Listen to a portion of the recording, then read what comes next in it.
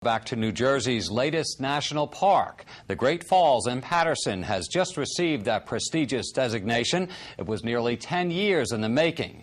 Environment correspondent Ed Rogers is standing by live at those powerful, picturesque falls with more. Ed? Jim, we've seen quite a few people come out here this afternoon to take a look at the falls, perhaps in a moment of pride over the new designation. The Great Falls is part of a bill signed by President Obama this afternoon that sets aside more than 2 million acres in 9 states as public lands. 35 acres here in Paterson are now part of a new national park. With a 77-foot drop, the Great Falls is the second tallest waterfalls east of the Mississippi River. The national park designation will not only help preserve the natural beauty here, but also an area that was the birthplace of the Industrial Revolution. It dates back to the 18th century when Alexander Hamilton selected the area to become the country's first planned industrial city.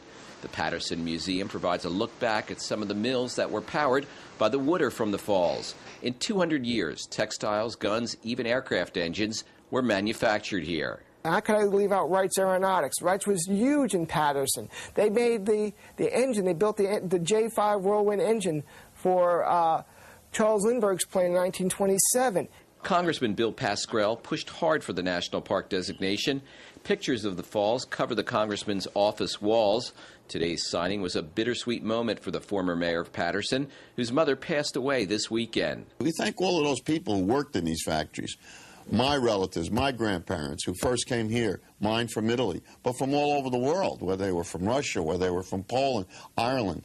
And this is what the engine was. This is where the most locomotives in the entire country were made, right here in Paterson, New Jersey. The law now creates a Great Falls National Historic Park Advisory Commission. A 9-member panel of federal, county, and local officials will make recommendations for managing and developing the park. A historic district is already adjacent to the falls. It's not clear how much federal money would immediately come into the area. Environmentalists hope the new status will mean better protection for the natural area and more access for the public. One of the things we've seen happen with the site over the last, I think, year and a half, they've proposed some pretty nice renovations, allowing better seating to see the falls and better access. And this money will help to make more people aware of what we have in our backyard. And of course, the Great Falls joins more than a dozen other national parks and recreation areas here in New Jersey, such as the Delaware Water Gap Recreation Area. We're told that National Park Service personnel will eventually be on site here.